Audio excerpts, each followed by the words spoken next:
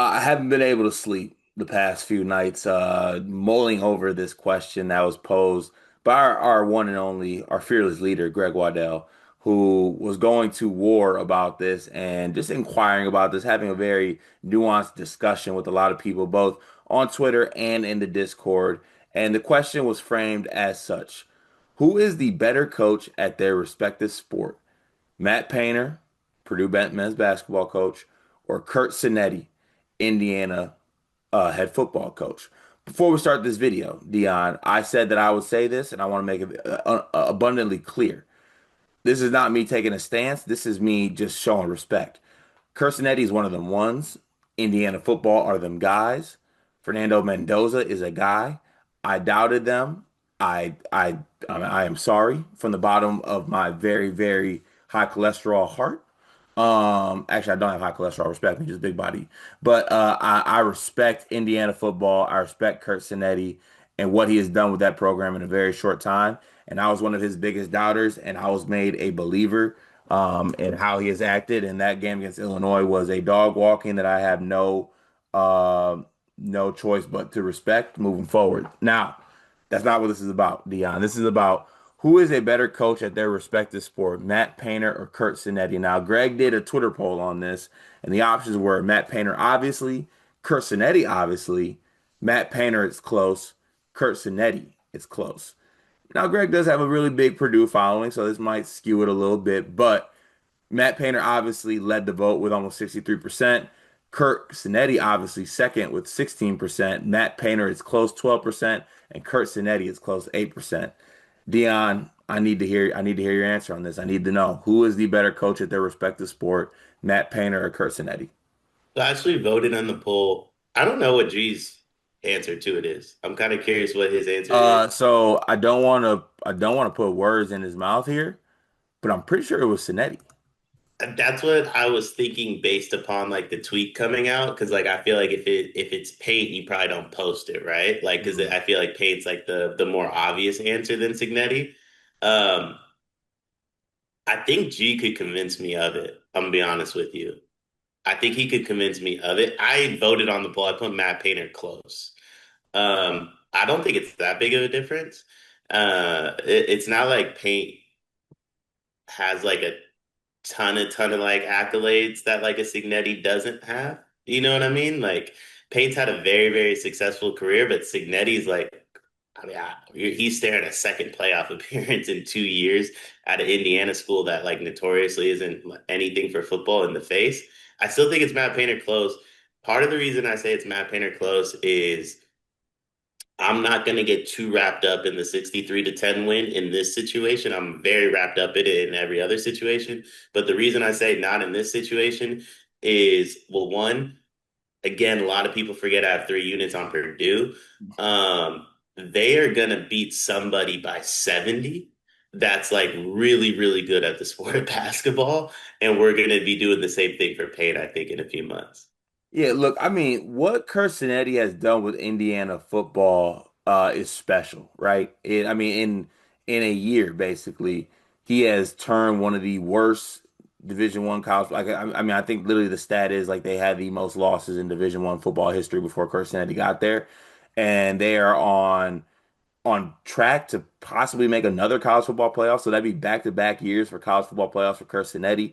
Now, did it go out kind of sad last year against Notre Dame? Yes, I do think so. But what he has done turning this football program around in the time he's turned it around, I think is kind of where Greg is coming from on why he's picking Curt Cignetti. Because Matt Painter, like he didn't just take the world by storm, right? Like obviously he has established an elite program with Purdue. He has reached almost the mountaintop, making it to the national title game, making it Final Fours, things like that, and has established one of the better cultures and programs in the Big Ten and in college basketball. But I think Greg's point here is that Cincinnati's done this in this short amount of time, right? Dion, how's your job going?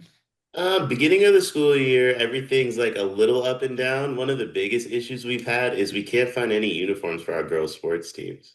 Mm, that's a difficult. thing to find a solution for. I know damn well all about that because I got a daughter that just turned 2. She's into sports and she's already outgrowing every little piece of sports apparel she had. Thankfully, I know Clara K Creations. Clara K Creations was started by a former high school teacher who quit because it wasn't cost effective to send new twins and a 2-year-old to daycare. She found it easier to make girl sports apparel than finding it to buy. And I am so thankful that she exists because if we have an old shirt of Murph's that she's outgrown, we can send it in and she takes that piece of apparel that means something and upcycles it into an outfit that Murphy can now wear as she grows up. She makes great stuff. It's honestly kind of like your fullback's wife, Kyle Juszczyk. Is that how you say it? She does that. But honestly, I think Clara Kate's coming for Mrs. Juszczyk's job. I love that. I'm a big Juice guy. Love his wife. Love Claire Kate even more than both of them, though.